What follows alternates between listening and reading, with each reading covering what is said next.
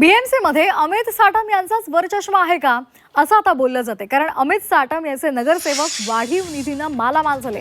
अमित साटम यांनीच निधी कपातीचं पत्र दिलेलं होतं। पत्रानंतरही नगरसेवकांवर वाढीव निधीचा वर्षाव झालाय। अमित साटम यांचं पत्र हे केवळ राजकीय औपचारिकता होतं का, अशी ही चर्चा सध्या सुरू आहे।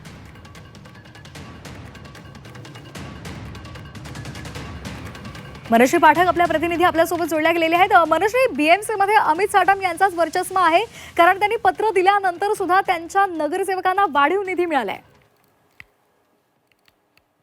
महापौर निधी आणि इतर निधीमध्ये त्यांच्या वाटपामध्ये मापात पाप होतोय अशा पद्धतीची चर्चा बीएमसीच्या राजकीय वर्तुळात होती। कारण अमित साटम यांच्या मतदारसंघातले जे नगरसेवक आहे त्यांच्यावरती वाढीव निधीचा वर्षाव झालेला होता। त्याच्यामुळे टीका सुद्धा झाली आणि त्यानंतर अमित साटम यांनी आपल्या भागातल्या नगरसेवकांचा निधी कमी करा अशा आशयाचं पत्र आयुक्तांना दिलं होतं, महापौरांना दिलं होतं।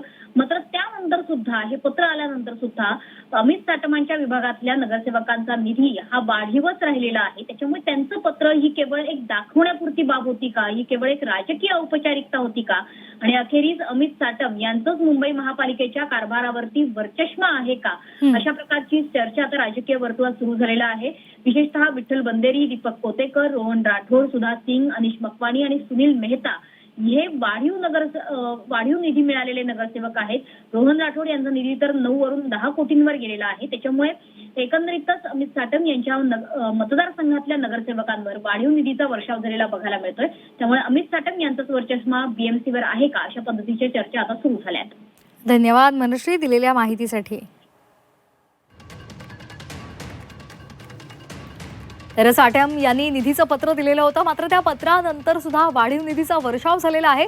त्यामुळे हे पत्र केवळ औपचारिकता होती का, दाखवण्यासाठी होतं का, अशी चर्चा सध्या सुरू झालेली आहे।